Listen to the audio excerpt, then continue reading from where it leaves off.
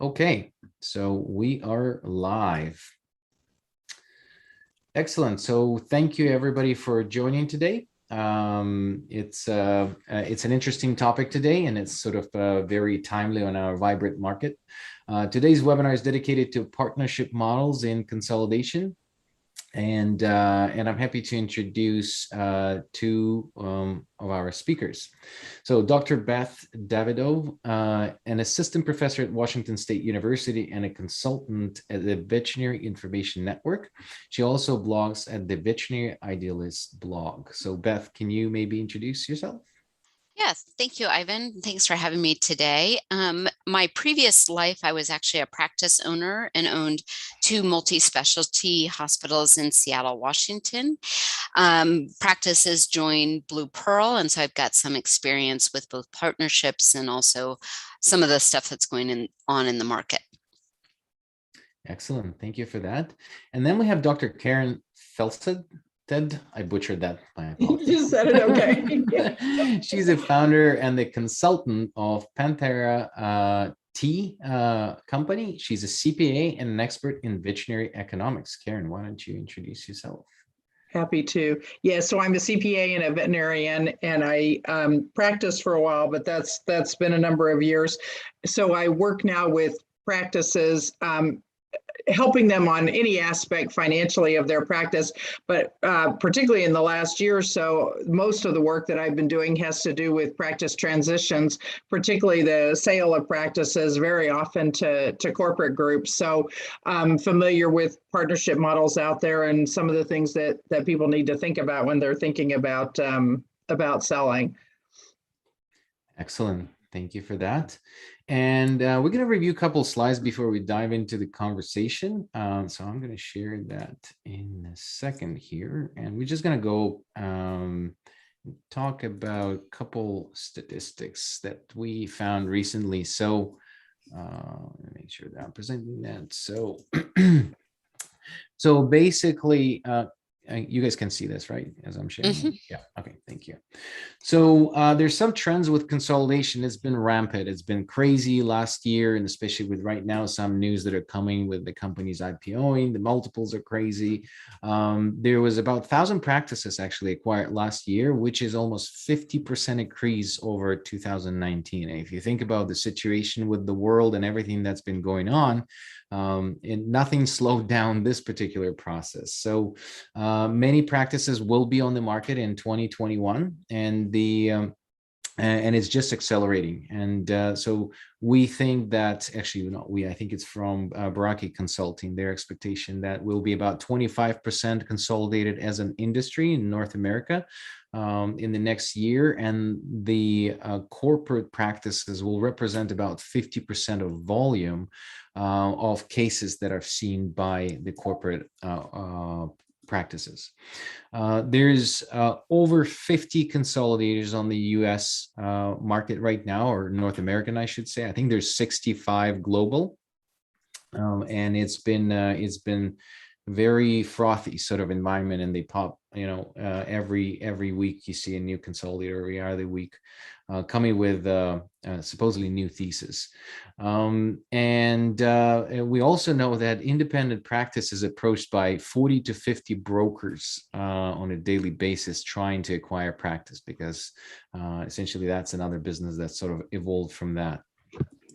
So with that sort of setting up the stage, if you will, for our discussion, let me just switch back to my slides.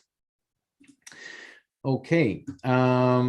So the owners of the sellers, if you will, they're now becoming more picky, because if you remember the times when first it was sort of Banfield, it was a one corporate, and then VCA came with their model, and they had this sort of 100% acquisition where they sort of do a lot of changes and things like that. And models evolved. And then further, we've seen other models where there's, retention and some of the equity. So sellers become picky, which they should. It's the professionals that build these businesses for their entire career. And for a lot of them, this is sort of a life event of selling their practice. And so one of the things that they need to discover along the way is what is the value of the practice. And Karen, since you're dealing with this on a daily basis, can you tell us how it works, and can it be increased in any way for the seller? Sure. So, I mean, we could talk about practice valuation for a solid day, and I think that's more information than anybody wants. But, I think just a couple of key points here. One, practice valuation is largely driven by the profits or the EBITDA of the practice. And, that's just essentially what's left over after all of the normal necessary expenses of a practice are paid. And then, of course, that profit level is converted into a value via the use of a multiple. And I think that multiple is a really interesting topic right now. So, if you have profits of 100,000 and a multiple of 5, then your practice is worth 500,000. But what's really interesting now is there's such a difference in the kinds of markets out there. If you're going to sell to an individual veterinarian, your multiple probably is in the range of 5. But if you're selling to corporate, I've seen multiples that range from 4 to 22. So right now, the corporate multiples tend to be much higher, which really means for a certain level of profitability, assuming you're a decent practice that a corporate group is going to want, and they do have certain parameters, you'll probably get more for the same amount of profitability. To the second part of your question about can you improve profitability? Absolutely. Some of it is by or improve value, I guess. Some of it's by improving profitability. So if you can reduce your cost of goods sold, if you can use your team members more efficiently, if you can bring more clients in and your veterinarians are more productive. But you can also, there's some intangible things that you can work on in your practice as well that would influence the value of it. So if you have a more stable workforce, if you have a well-trained team, if you have good managers in your practice, if you've got a great marketing campaign, if you're very well thought of in the community, if you have a great facility. So there's lots of things a practice can do to improve their value and their profitability. That makes sense. And so then the question is, is it a good time right now to sell a practice? Are we in that moment where, as you said, there's such a difference between the corporate? Are we in the bubble? Some people say that it's kind of inflating to the multiples. I mean, 22 is now astronomical compared to someone who sold it. So is it the good time to sell a practice or not? And this is just for the entire industry. You can tell them right now and they'll do what you say. So don't worry. No pressure. I mean, I think it's a great time to sell now if you're thinking of selling in the next 5 years. If you're 40 and you're going to practice for the next 20 or 25 years and you don't really have an alternate plan in place, no, it probably doesn't make sense to sell now, because you'll make as much money continuing to practice, assuming you're doing well on the practice, and then you'll still be able to sell it at the end. If you're thinking of selling in the next couple of years, yeah, I would certainly start looking. I think the bubble question is really interesting, and I'm not sure any of us have perfect crystal balls here. To me, the big question, we're in a bubble. I think it's how big is that bubble? How long is that bubble going to last, right? Yeah, absolutely. Don't know. Yeah. So with that, Beth, question to you. I mean, Karen mentioned a couple of things there, that if you're planning to practice continuously, so there are now models, I think, that allow to sort of continue practicing after acquisition. So what are the different partnership models that you see today? And you sold your practices. Were they available then? And whether you wish they were? If you can open up on that a little bit. Yeah, I guess I would say a couple of things. One of the things you talked a little bit about 25% of the market being kind of owned by consolidators right now. I think we have to talk a little bit about the difference between primary care practices and specialty practices. The specialty market is 75 to 80% consolidated. It is way farther along on that road. And I think, that makes it very, very different in terms of both what it's like to be a veterinarian, what it means to finish, what is that going to mean for the profession. When we made the decision to sell our practice, what happened with us is we were cold called by lots of different people saying, we want to buy your practice. We were originally not thinking about selling, but we were in a point where we had 2 locations and we needed a 3rd location. My partner was 15 years older than me and wanted to retire. And I could not by myself afford to both buy her out and to build a new facility.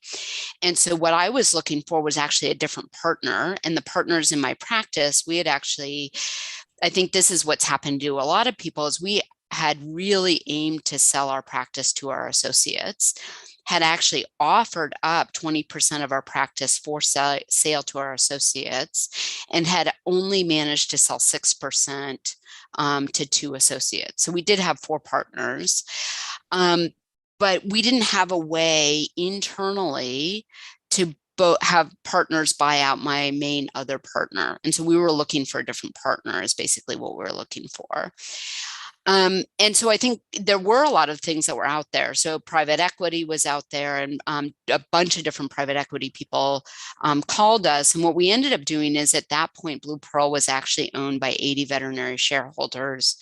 And the model at that point was that all the founders were still in as owners running a group practice altogether. And so what my goal was, I was fairly young, was to stay, run my practice, but with partnership. And so that was the original model of Blue Pearl.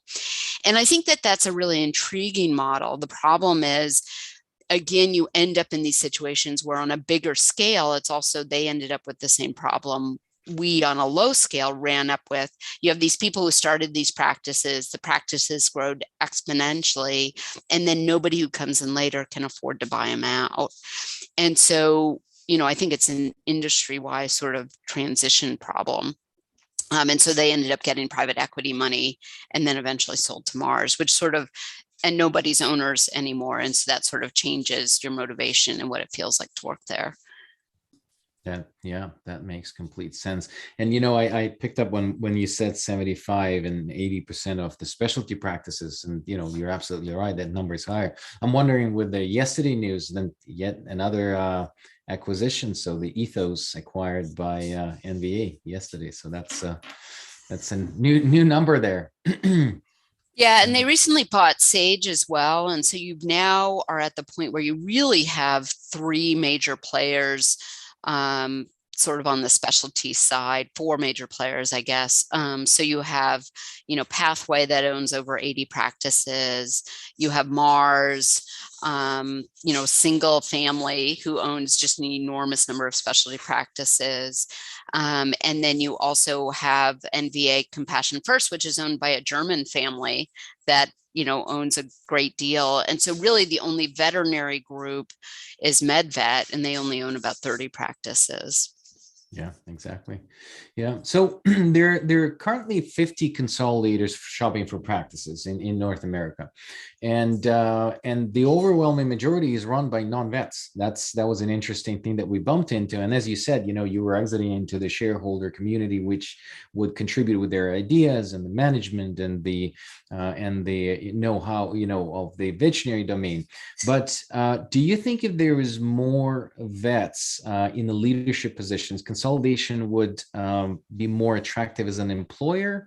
Or what are your thoughts on this, guys? And jump in. I think having more veterinarians makes sense, but a lot of that is, are the veterinarians just figureheads, or are they genuinely involved in making a difference in the practice? Because, and I mean, I've seen it both ways, but and not every veterinarian who works for corporate is necessarily good at the management side of it either. It's kind of like we routinely take technicians and make them into practice managers, and they're terrible at it. And just because a veterinarian was a good veterinarian doesn't necessarily mean that he or she is great, helping be a regional manager or business acquisition person or whatever they are. So I think it's a little offensive to not have veterinarians involved, but a lot of it comes down to details. Great. Yeah. Beth, do you have? Yeah, Agree I on mean, that? I think one of the things that's interesting is there are studies on the human side that have looked at human medical centers, and the practice groups on the medical side that are the best outcomes in terms of patient care outcomes, quality measurements. All of those are run with CEOs that are MDs. And so I think some of it depends on like what's important to you and what's your motivation. But I do think that but as Karen said, I think it's really important. It can't be a figurehead. It makes a difference when your CEO is a veterinarian or an MD, not just having somebody who's on one person on the board who's the only veterinary voice out of 8 people on the board. And I think what's more important about these groups is what your why is. Like, why did the group form? And what I think is so concerning about so many of these groups is most of the groups right now are forming because of the multiples and because of the flip. And they're not forming with the why of how do we provide the best possible care to our veterinary patients? How do we improve the profession? And if our profession is going to be run entirely by groups who are only looking for finance, I think we're going to end up in like worse staff shortages and worse burnout than what we're seeing now. Well, and I think at some point too, we're going to have a client revolt because, Yes. I mean, I think what a lot of, and this isn't just a corporate thing, I mean, this is individual veterinarians as well, but a lot of, I'm going to improve my profits, so I'm going to raise my fees. And we're certainly getting price pushback now. And at some point, people start looking for options, right? Yep. And I mean, part of the reason we have trouble not we have non-veterinary channels for the sale of drugs is that somebody looked at that and said, hey, we can sell that cheaper to pet owners. And pet owners said, for me, this is a commodity. Why should I spend double at my veterinary practice? And so, I think there could be a lot of challenges if it becomes all about the money. Yeah, can't agree more. And I like the topic of the why because there's another option there. That the why that they're saying to these clinics when they're buying them is one, and the why in the boardroom is different. And that's unfortunately which it's not visible immediately, but as any strategy, when it fractures at the top, you can really see it with the time where it's actually not what they do, that's what they say. So this is another, I think, unfortunate part of this.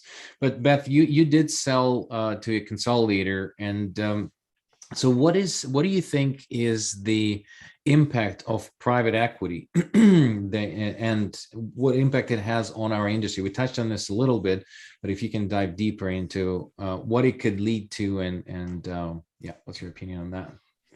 Yeah, so just to give people a little bit of background, so private equity is basically money set up in funds that is a way to allow investors to invest in non-publicly traded companies. And there's a lot of people who are out there who made money in the stock market but feel like they have too much money in publicly traded funds. They're looking for places to invest, so they want to invest in other things. But the way these funds are set up is the funds really have a 4 to 5 year time frame. And so they put money in and they need to get their money back out again. So it's not permanent money. And I think the hardest thing about this money is the fund managers have a direct responsibility to improve the return on investment for the people who they are investing for. That's where their goal is. So they have no kind of obligation either to clients, to veterinarians, or to pets. And their obligation really is lined up with their investors, and just because of the way it's set up. The other thing is if you're set up that you have to make money in 4 years, you aren't playing a long game on quality. You're playing a short game on how do I maximize growth and profit margins. And so partly what's driving the acquisitions is the fastest way to grow your revenue bottom line is to buy lots of things. And so you buy all these practices. Well, if you buy 60 practices in a year, you are not paying attention to how do you operationally make things better? How do you improve the experience for your employees? And I think that frothy acquisition and the lack of time we're spending on operations is exactly why we have staff shortages on the specialty side right now. It is why it's so hard to get into emergency practices. Yeah, absolutely. And it's interesting, when that's exactly what I've experienced when I sold SmartFlow to IDEX. I got to work more with consolidators, and it was surprising to me because SmartFlow was such an easy sell to veterinarians. I literally had one vet say, did you ever have no on the demo? Like, because everybody sees it and they go, it makes sense. And then there's no competition. But then I got into IDEX and I started talking to executives at the consolidation. They just weren't getting it. And I thought, why wouldn't you think that if all vets want to use it? So then I built this pyramid of sort of, the why behind everybody's role in the pyramid. And I started with the pet. What does pet want? What does pet owner want? What does the veterinarian want? And what does the corporate? So pet owner, and the veterinarian really interested in the well-being of the pet. And then when you go to corporate, it's exactly what you said. They're interested in the shareholder value, which is nothing wrong with that because that's their thesis.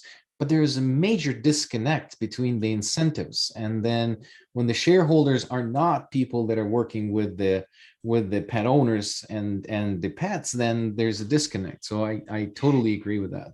Well, and I mean, I think part of it is the short-term time frame that we've discussed, but the other part, if you're a corporate group, it is a whole lot easier to buy 50 practices than to improve one.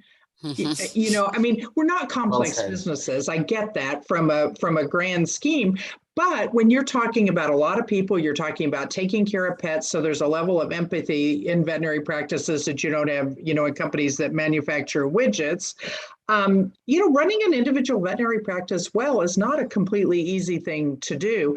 I don't think most corporate groups are well set up to do that. And yet, it's quite easy to go out and buy a bunch of different practices. Now, I do think there's some corporate groups out there who are really recognizing how difficult this is and trying to run their practices better and taking some steps to make that happen. But that's, I think they focus on what's easy.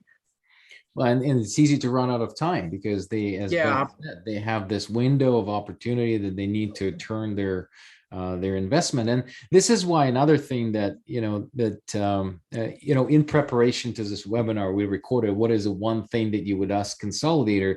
And I mentioned, what is your investment horizon? Because if you need to return your money in 3 years, it doesn't matter what you tell me when I sell my practice to you.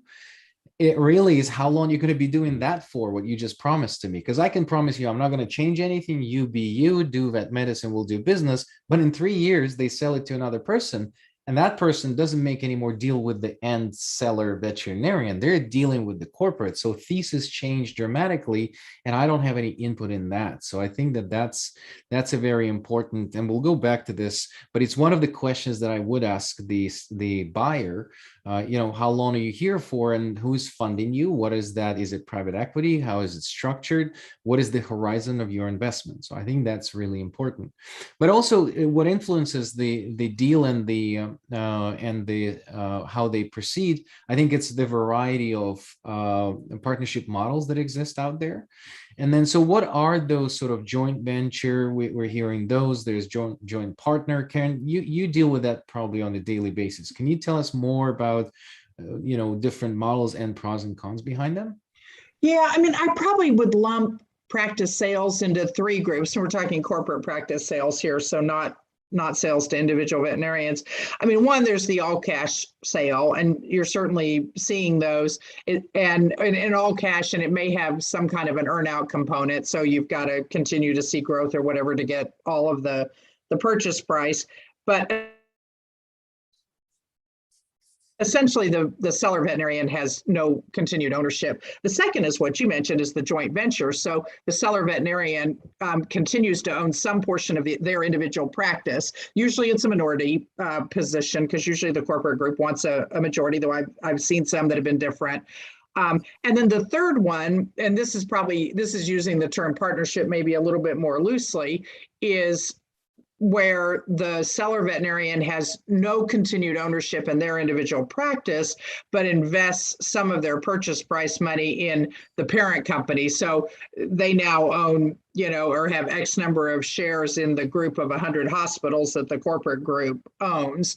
And even 100% sale in my mind is a partnership, depending on how you use the terms, right? So I think you have to separate. Not every corporate group offers all of those options. I think there's a lot of difference in the details, but at least the clients I've been working with, those are the three main categories that they've been looking at these days. Yeah, interesting models. And Beth, do you have an opinion sort of how these different models influence the relationship post-acquisition, and maybe kind of dip back into your experience in this? Yeah, I think if you're a seller, you have to think a little bit about what your goal is and what your horizon is. And, again, I think this comes back to what Karen said about, is this a good time to practice? And I think if I was 70 right now and I was wanting to retire and none of my associates wanted to buy my practice, you can make really good money from a corporate group. But if I was a seller and I'd run my practice for 40 years, I wouldn't want to stay very long. And so I would be negotiating. I wouldn't sell until I was ready to leave. And I'd be negotiating for the shortest time I was committed as possible. Because I think one of the things we don't talk about is if you've built a practice that is your child, and for many people who have done veterinary practices, it's not your business, it's a labor of love, it's what you've done for your career. And watching somebody else change it is incredibly hard. And so the number of practice owners I've talked to who said, year and a half was all I could do. It was awful that last year. Not everybody, but a large enough portion of people that's why I say you really don't want to have to stay longer than a year if you don't have to. So that's the kind of the decision making I would make if I was 70. If I could negotiate a way to sell and keep a little bit into the parent company, especially if I thought they were going to flip in 3 years, that is certainly a way to make more money. And you can look at who the funder is. If the funder's private equity and they've been in for 3 years, they're going to sell in the next year. You want what we call the second bite. And so you want to keep a little money in if you can, but only if you don't have to stay for too long, would be sort of the way I would think about it. Now, if you're selling your practice and you think this group's going to be great, I'm going to be in the management structure for this group, I really want to be all in, then having equity in the big group is certainly what you want to do. But you need to know what your backup plan is, because I've certainly had a number of people who thought they were going into one group. I know one person who sold his practice to a group. He'd spent a year investigating it. 2 months after he sold, they flipped to another owner and he didn't know that was coming. And that's pretty hard. What's your backup strategy? If you're 40 and you're selling your practice, turns out they're not going to give you a management position. You don't like the group. What's your non-compete? How big is it? Are you going to have to move? Are you okay if you work in an associate in somebody else's practice? So looking at those parts of the thing, I think are really important. And then I think these partnership agreements, if you're really going to be a partner in the big group, how much say do you have, if any? Because I think one of the things, we call them partners, but you're not really a partner, you're a shareholder, and usually a small shareholder without a voice.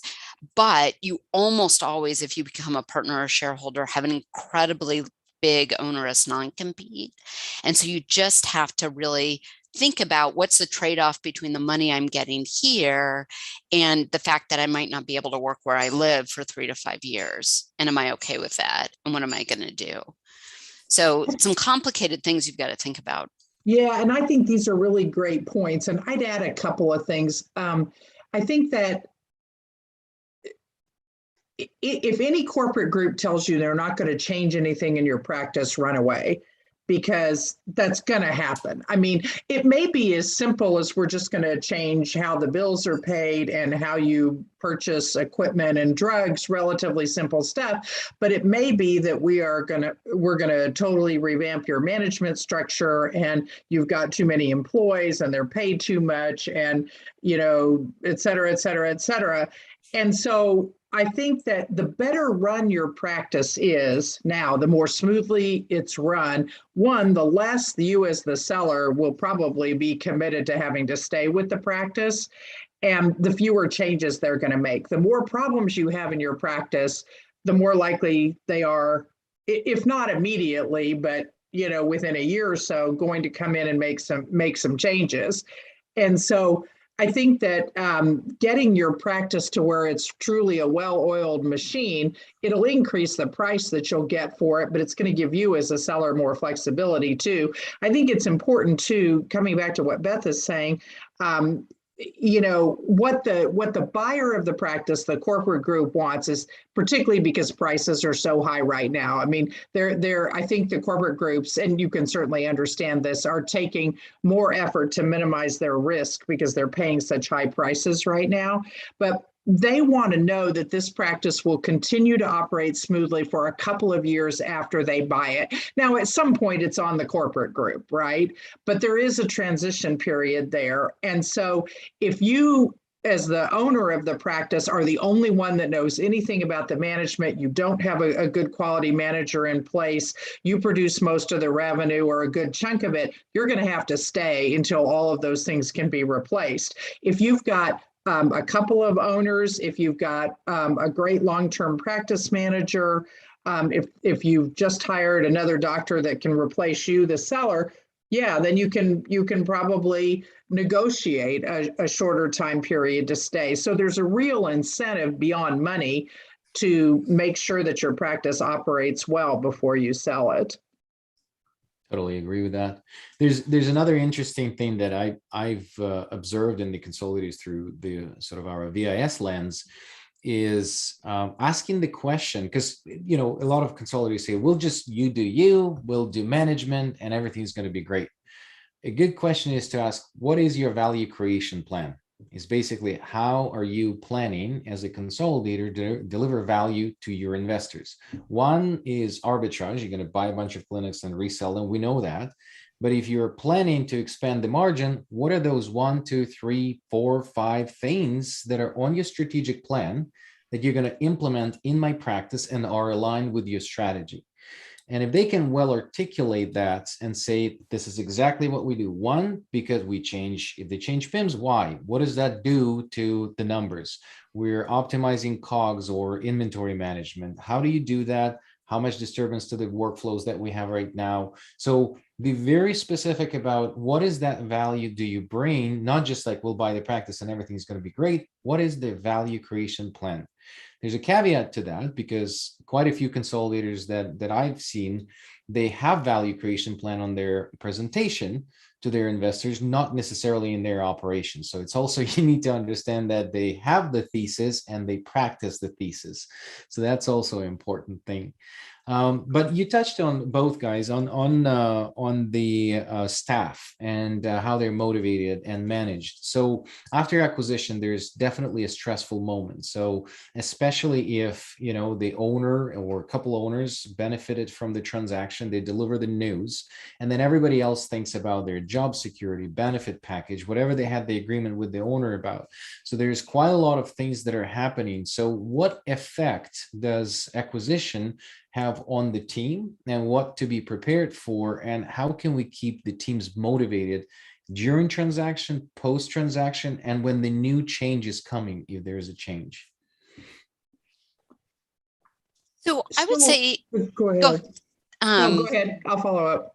Yeah, I mean, I would say there's a couple of things. So one of the things we did that I think made our transition go better than it could have at the beginning was we actually told our staff very early, and different corporations will let you do things in different ways. But we actually said at the point we had signed a letter of intent, but before we had a sale agreement, we are in a negotiation phase, and we are a family, and we think this is the right thing for us for a lot of different reasons.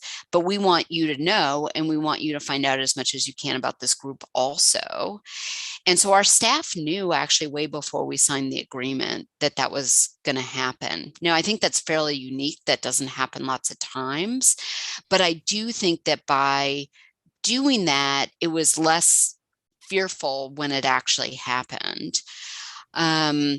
And so it gave them some information. We also negotiated quite hard for our staff. I think one of the things that was interesting and sort of disappointing is that actually the way staff were compensated was not as generous as what we had done. And I think that that's more true than people realize. The biggest way most corporations minimize their costs is that staff is the biggest cost in all veterinary hospitals. And so if you ask about value creation, most corporate groups that I've been involved with, and I worked for Pet's Choice in the 90s as well, is they won't tell you, but their value creation plan is to minimize your staff costs. And what that means is for most large specialty practices, somewhere around a year and a half and 2 years after sale, the staff will realize that they are not being compensated as well as they were prior, even though they're part of a bigger group. Now, I think some of that's changing because it has to, because of supply and demand, but I do think that individual veterinarians are often very generous to their staff in the way that corporate consolidators who live 3,000 miles away are not always as willing to be. So I think there's some tricky things, ways you can get your staff on board, but also things you have to realize about what is likely to happen afterwards. So I think that's interesting. So a couple of things. First of all, I would split kind of what happens with the team into veterinarians versus support staff. So let's talk about support staff first, because I think it's a little different. My experience has been a little bit different, Beth, than what you're talking about. But I've also, I would never say never to anything that might happen in a corporate transaction anymore, because they're so variable. And I do think you're right. I think some of this is changing because it has to, because it's so hard to find staff these days. Right. Most of the practice sales that I've been involved in, the staff has come out better. They've at least maintained their compensation. Benefits are often better. What I have seen, though, is if the practice honestly has too many staff, and it doesn't run productively or efficiently, I've certainly seen a downsizing of staff, not necessarily firing people, but when they quit, they don't get rehired. So the staff ends up having to work harder. But again, I think the situation can be very different in any individual sale and with a particular consolidator. The veterinarian piece, I think, is harder these days. I think veterinarians are less likely just to go with the flow. They know what their worth is. They know that they can walk out of this practice today and have a job somewhere else in the community tomorrow. At an equivalently good salary. So, and again, most of the time when I've worked with practice sales, the veterinarians have stayed, but sometimes they don't. Sometimes there's just an inherent, I don't want to work for corporate, and they can sometimes identify why and sometimes can't. Sometimes they'll try it, find it's not as bad as they thought. Sometimes corporate does some just incredibly stupid things that drives people away. And you look at it sometimes and you go, how many times have you onboarded veterinarians? What do you mean you can't keep these people's names straight or tell them accurately what their salary is going to be?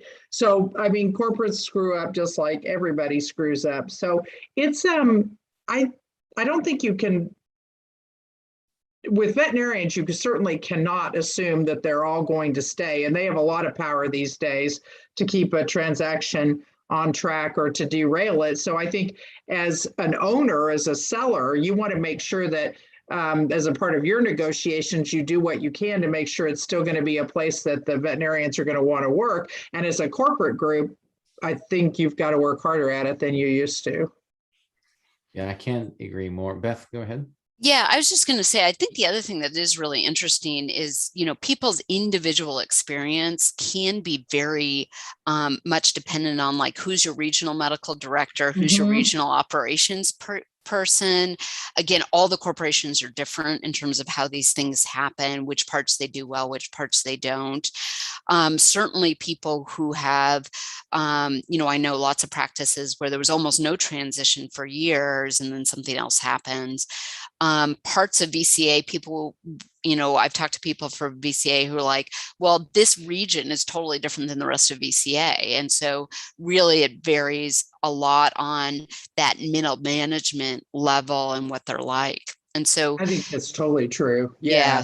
super hard to predict, I think, Super sometimes hard what's to going to. predict. Yeah, And I think, as a seller too, you have to realize you can protect your people and the whatever legacy and the culture of your practice to a point, but the farther away you get from the sale, the less say you have in that. And particularly once you leave, let's say you're going to stay 2 years or 3 years or whatever once you go. So, it's not your practice anymore. I think that's hard for Yep. people to accept. yeah. And I think what's really important to remember is even if you are a partner in the larger group, it is not your practice anymore. And so I think that's the biggest message, that no matter what they tell you, you're still an owner, you're still an owner. It's not your practice. You're not a majority owner. Right, exactly. And so you have to be, again, that's why I sort of say, if you are at retirement age and you are ready to go do something else, this is the perfect time to really look at it because of the multiples. But if this is still a labor of love for you in your profession, it is a really dicey market. And because there's so much flux and so much turnover, and how your life feels is really dependent on your regional medical director, and those are hard positions that sometimes change every 2 to 3 years, that even if the money doesn't change, who you report to or who your manager is might change enough that your life feels totally different. So I just think, it's not, there's no free lunch. And so you have to realize that this money comes with strings and costs, and, they can't just buy practices without getting some return. And so there's a cost to that. Absolutely, yeah. And I think it's a huge topic that I think 3 years ago when we started VIS, that was sort of what I was trying to get into, and I thought that we are in that window of opportunity where not only that we should care about people because we nice people and care about people, but it has a tremendous direct impact on the business.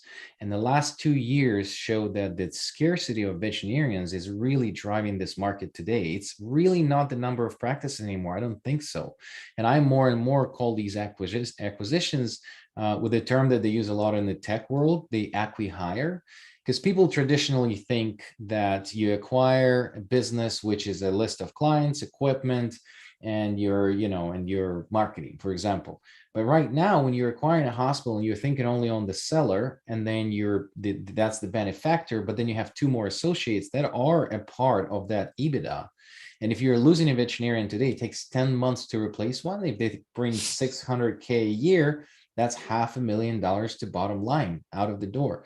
So this term acqui-hire, they use it a lot at Google when they're buying the new tech companies, not because of the tech itself, but the founding team and the entrepreneurs. So I think that that's what we're evolving to in the veterinary domain. We're buying businesses with people in it, and we need to do everything we can to preserve those people being happy in their workplace. And I think that now finally it's sort of clicking because there's such a scarcity of veterinarians, which leads to a question about the younger veterinarians. So and we have a question from the audience about this. So do we think that the younger sellers are treated differently by the consolidators than the more senior sellers? And then also, is it more attractive for younger veterinarians to participate in the corporate group because there's a career ladder that could be not just in veterinary vertical, but also in management and pivot within it? Is there any considerations that people have when they're thinking about their sort of future, so about younger veterinarians? I don't think I have a sense about whether younger veterinarians are treated, if you're an owner veterinarian selling your practice at 40 versus 65. I don't think I have a reason to think that they're treated differently, but I have to say most of the sellers that I work with are closer to retirement age. I don't see that many selling at age 40 or whatever.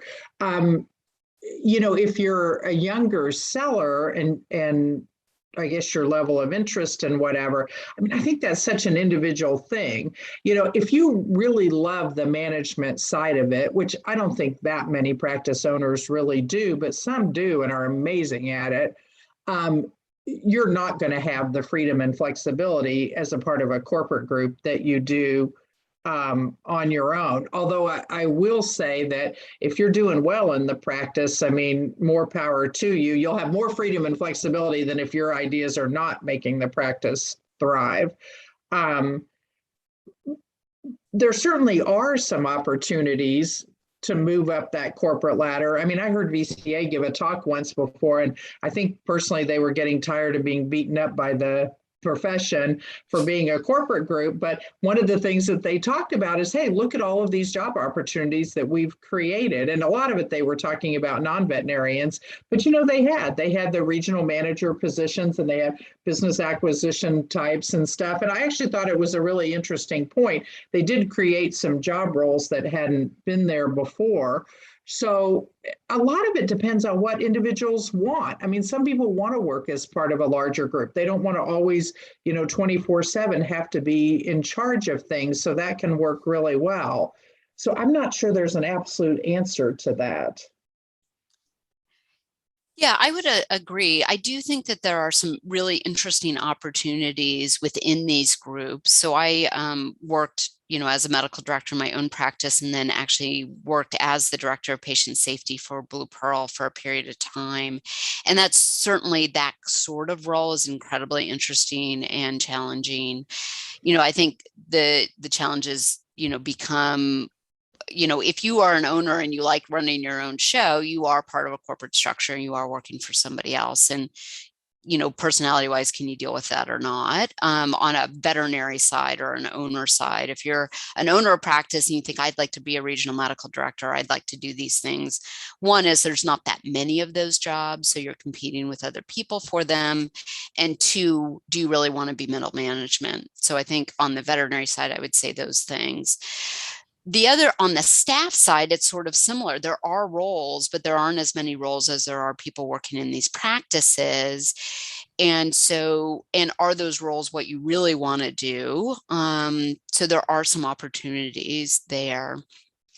In terms of younger versus older sellers, sort of hard for me to say for sure. I would say, and this is going to be like probably hard for everybody to hear, but if you are female versus male, there's a difference in your experience when you sell your practice and what's going to happen afterwards. And there's also a difference about how well your voice is going to be heard. And nobody wants to talk about that. Nobody actually realizes they're doing it. I think there's way more implicit bias than true bias. But if you are a female seller and you think you're going to have a big voice in a corporation where the entire C-suite is made up of male financial people, you won't. You just won't. Not in this market, not in this day and age yet. I think if you're a female anything in any kind of an industry, right? That implicit bias is there. Yeah. Yeah, it is just different. And you don't really realize it till you start bumping up against it, that there is some weird things happening in the veterinary sphere with having male financial investors coming in. And a lot of the marketing that's going on to younger female veterinarians is, this is too hard for you. You don't really want to do the finance. I know it's, too much trouble for you to run your practice. You should just sell to me and I'll take care of you. Wow. Which is really like, that's the marketing that's out there. And I think it's condescending. And I think there's no reason, as a mom who raised 2 kids while running a practice, you can do it. You just hire a manager who runs your finances for you, but they work for you rather than you working for somebody else who takes control away. I think there's some generational issues here too. Yeah. Because sometimes, and not always, but sometimes some of the upper level management, and pick your corporation of any kind, right? Not just veterinary medicine, are older and just zero understanding of how they come across to a younger generation who thinks differently, looks for different things. Yeah. Yep. Yeah. Yeah. I think this idea of what does veterinary medicine need to be for this next generation that is more female, actually more mission driven. If you look at statistics about millennials and Gen Z, this is a generation that really is about cause and purpose, but they're also about free time and work-life balance. I think, one of the reasons we're seeing so much burnout is we have a generation of people who are coming into practices that weren't built or designed for them. And so in order to have veterinary medicine be sustainable, I think we have to really think about it. What is it that these people want? What drives them? And I do think if we take away purpose and mission, we're going to lose a lot of people in this generation coming up. Can't agree more. This is, Totally agree. this is such a big topic, and I totally agree with you with the different sort of generationally. Right now, I think it's sort of the days when you got your veterinary degree or law degree or medical degree, and that's who you retire and die. I don't think that's out there anymore. There's sort of, more progressive thinking about it, and the work-life balance is more important. There's one research that I'm doing sort of in parallel. I'm trying to think of the ways to measure work-life balance, because we all talk about it, but what is it really? How do you quantify it? How can I say I do have a good work-life balance and I don't? So I interviewed a number of veterinarians. It's very interesting, and a lot of it is really setting the barriers from what I'm hearing. And we don't do that well, and especially since we're talking about women having children, that period of time in your life as a male completely different as a female. And then how do we take care more of people that need more time with their kids, and that work-life balance? Because what I felt, I can only talk about my experience, but I was full on working as a veterinarian. And then my son was born. So I know that subconscious, I have to be there as well, but I'm so dedicated to work. And now I have these two competing priorities in my head, and I get anxiety and just burn out from that. So is there anything that consolidators or corporates can do to focus more on that period of time when we're having kids, and especially if mainly women profession these days? Is there something that we can do better? Well, I mean, I think this is why women should own their own practices, because I think about, so my daughter was 10 months when we opened my practice. And, I've definitely had people say, well, that was bad mothering to do that. But my daughter came to the construction site every day with me. I had tons of quality time with her. She and I did our Costco runs together. We had this period of time where all the women in my practice had kids, and they would all come to staff meetings, and they'd all have their iPads, and they'd all sit together while we had our staff meeting, because it was okay to bring your kids to work when we had a staff meeting. We set up Zoom or webinars for our staff meetings really early so people could call in from home. We had people who worked half time, 3/4 time, 2/3 time, a couple shifts a month, because we were really flexible, because that's what women want. We all traded with each other. We had a lot of people working 3/12s because it's easier to do that with kids.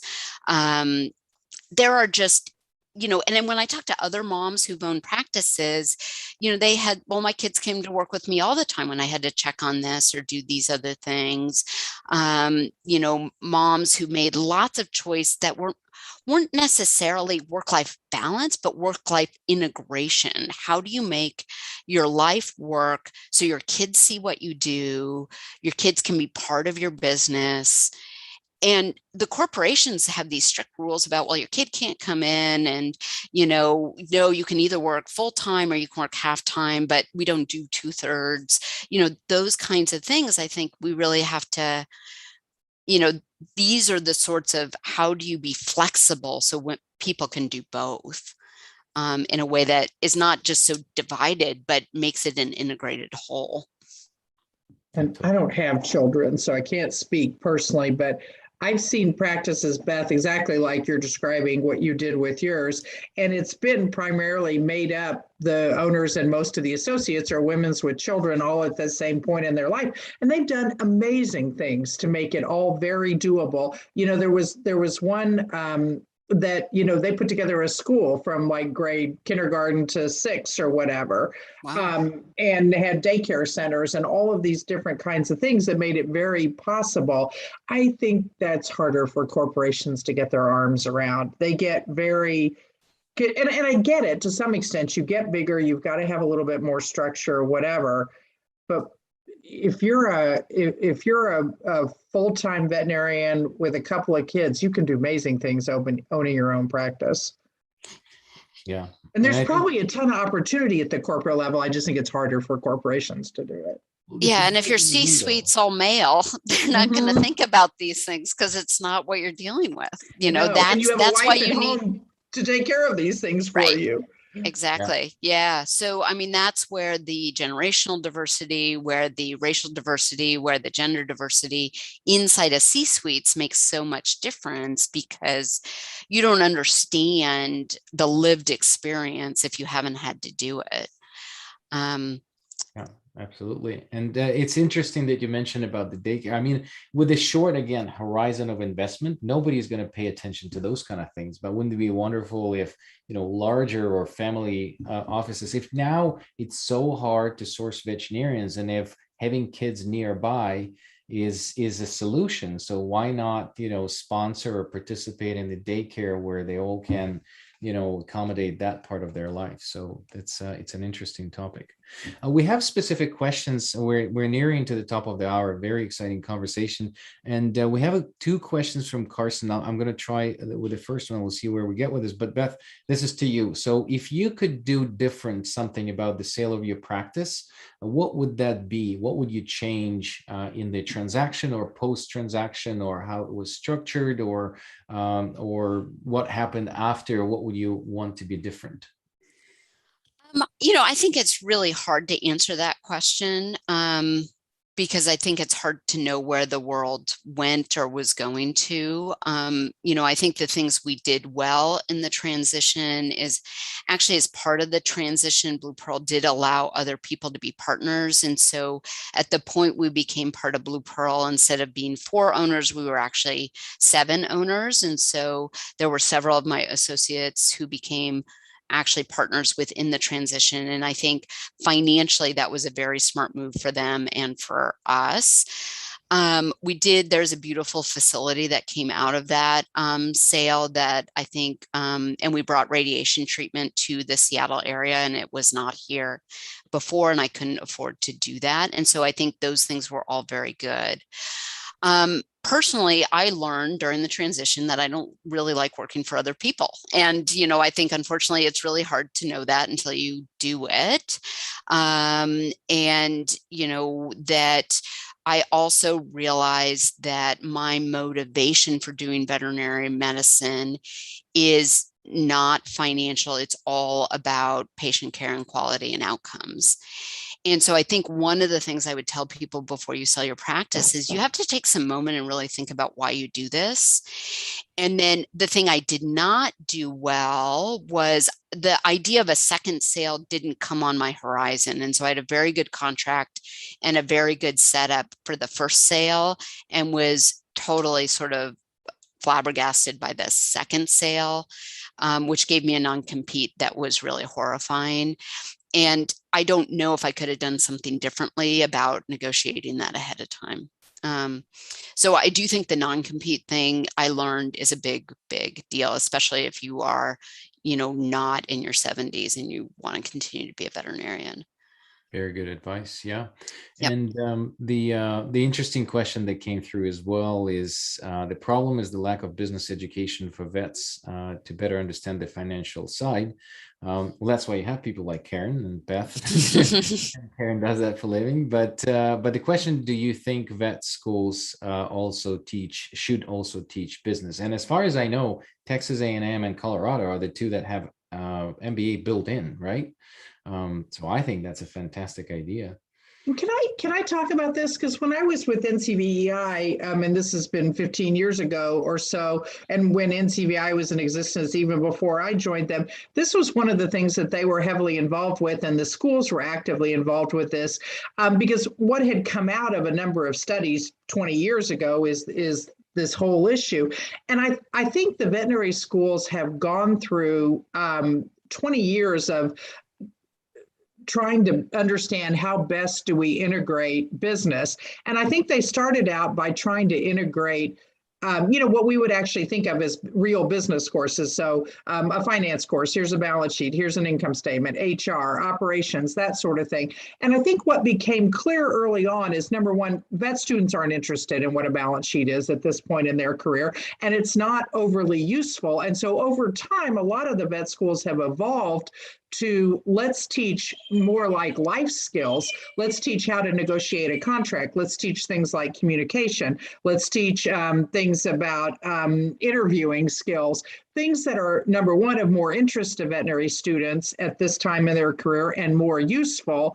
And then with the idea that when students are going to need maybe more defined business skills,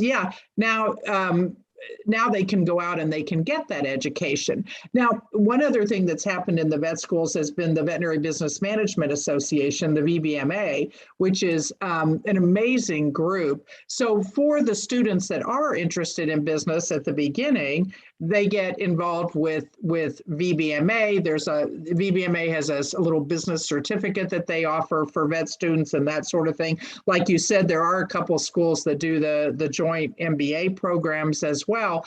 So I think sometimes when people look at vet schools and they're like, well, why don't you teach what a balance sheet is? I don't think they recognize that this is a topic the schools have actually spent a great deal of time on.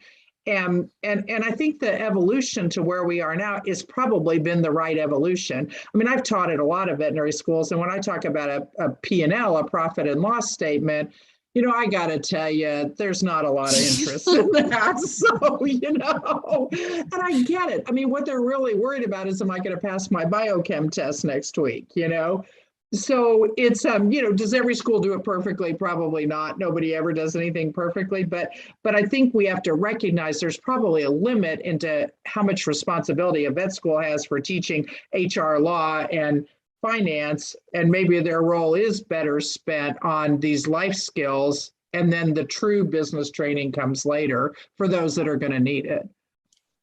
Yeah, I couldn't agree more, Karen. I do think the biggest thing veterinary schools could do right now is help young veterinarians understand and negotiate contracts well. Yeah. Because I think the one thing to remember is, if you are a young veterinarian negotiating a contract with a corporation, those contracts are written by attorneys. And if you don't have them reviewed by an attorney, or you don't understand what you're reading, you can get yourself into big trouble. And so I do think that we would do better off on a veterinary college level, really emphasizing that.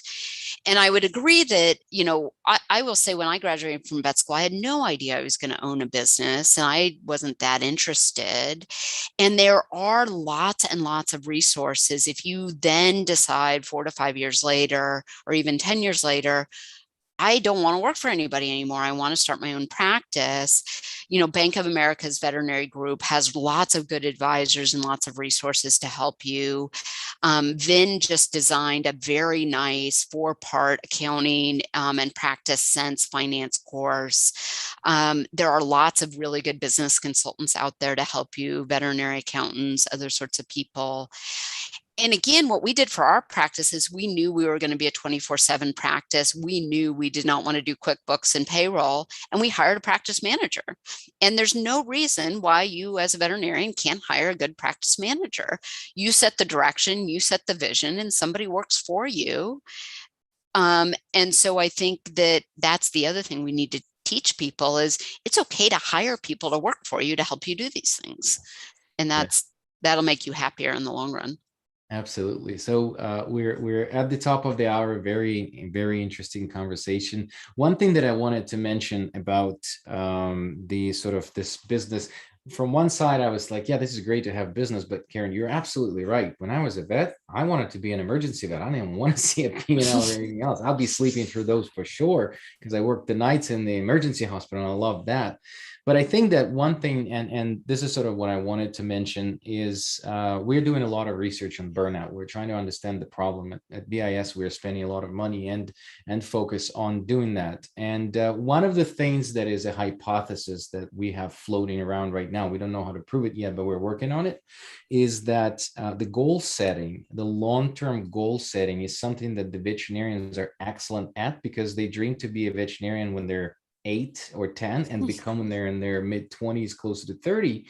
So, but when they graduate, they kind of go to this complete stop when they start practicing, unless they advance their career in more of other academic or another board certification.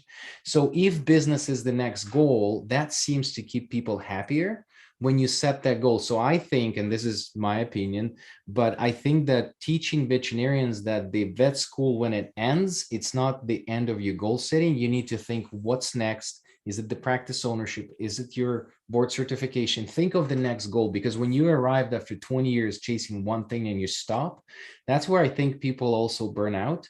And with that, we're sending a survey, and I want to make that announcement. So for anybody who will see it on LinkedIn, we're sponsoring a lot of ads to go out in Facebook and LinkedIn.